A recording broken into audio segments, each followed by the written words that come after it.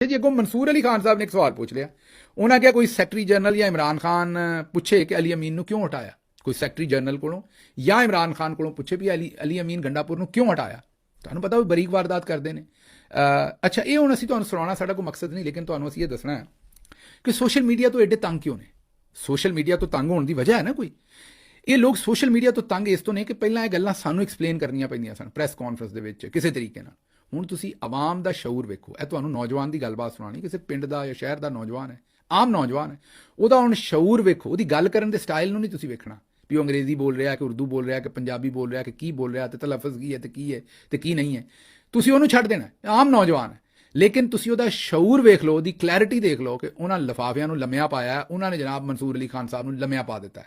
ਇਹ ਜ਼ਰਾ ਪਹਿਲਾਂ ਮਨਸੂਰ ਅਲੀ ਖਾਨ ਸਾਹਿਬ ਨੇ ਕੀ ਕਿਹਾ ਉਹ ਸੁਣੋ ਤੇ ਫਿਰ ਉਹਨਾਂ ਦੀ ਗੱਲ ਸੁਣੋ। आप मुझे बताइए ना, वजह बताइए। आज पाकिस्तान तहरीक इंसाफ के चेयरमैन से या सेक्रेटरी जनरल से जाके पूछो भाईजान अली अमीन गंडापुर को हटाया क्यों है, वजह क्या है। मैं पूछना तू फ्रिज ਵੇਚਦਾ ਨਿਊਜ਼ਕਾਸਟਰ ਬਣ ਗਿਆ, ਵਜ੍ਹਾ ਕੀ ਸੀ। ਖਬਰਾਂ ਪੜਦਾ ਤੂੰ ਐਂਕਰ ਪਰਸਨ ਬਣ ਗਿਆ, ਵਜ੍ਹਾ ਕੀ ਸੀ। ਐਂਕਰ ਪਰਸਨ ਚ ਇੰਟਰਵਿਊ ਕਰਦਾ ਤੂੰ ਯੂਟਿਊਬਰ ਵੀਲੌਗਰ ਬਣ ਗਿਆ, ਵਜ੍ਹਾ ਕੀ ਸੀ। ਜਿਹੜੀ ਹਕੂਮਤ ਨੂੰ ਤੂੰ ਸਪੋਰਟ ਕਰਦਾ ਪਿਆ ਹੈ। ਮੈਂ ਪੁੱਛਾਂ ਕਿ 1900 ਰੁਪਏ ਨੂੰ ਜਿਹੜੀ ਕਣਕ ਤੁਸੀਂ ਜ਼ਿਮੀਂਦਾਰ ਕੋ ਚੁੱਕੀ ਸੀ, ਅੱਜ ਉਹਦਾ ਰੇਟ 3500 ਕਿਉਂ ਹੈ, ਕੀ ਵਜ੍ਹਾ। ਮੈਂ ਪੁੱਛਾਂ ਕਿ ਚੱਕੀ ਦਾ ਆਟਾ 130 ਰੁਪਏ ਕਿਲੋ ਕਿਉਂ ਵਿਕਦਾ ਪਿਆ। ਮੈਂ ਪੁੱਛਾਂ ਤੈਨੂੰ ਅੱਜ ਦੇ ਦੌਰ ਦੇ ਵਿੱਚ ਜਿਹੜਾ ਬੰਦਾ 40,000 ਰੁਪਇਆ ਕਮਾਉਂਦਾ ਪਿਆ ਹੈ, ਉਹ ਰੋਟੀ ਕਿਵੇਂ ਖਾਵੇ, ਉਹ ਆਪਣੇ ਬੱਚਿਆਂ ਦੀ ਫੀਸ ਕਿਵੇਂ ਦੇਵੇ, ਮਕਾਨ ਦਾ ਕਿਰਾਇਆ ਕਿਵੇਂ ਦੇਵੇ, ਬਿਜਲੀ ਦਾ ਬਿੱਲ ਕਿਵੇਂ ਦੇਵੇ। ਮੈਂ ਪੁੱਛਾਂ ਕਿ ਇੰਨੀ ਮਹਿੰਗਾਈ ਦੀ ਵਜ੍ਹਾ ਕੀ ਹੈ।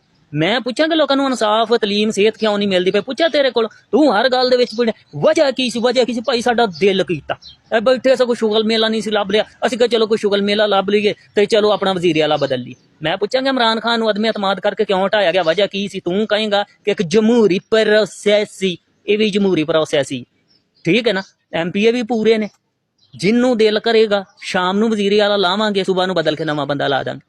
ਤੇਰੇ ਕੋ ਜੋ ਹੁੰਦਾ ਨਾ। ਸੁਣ ਲਿਆ ਜੀ, ਮੈਨੂੰ ਇੱਥੋਂ ਦਿਓ ਇਜਾਜ਼ਤ, ਰੱਬ ਰੱਖਾ।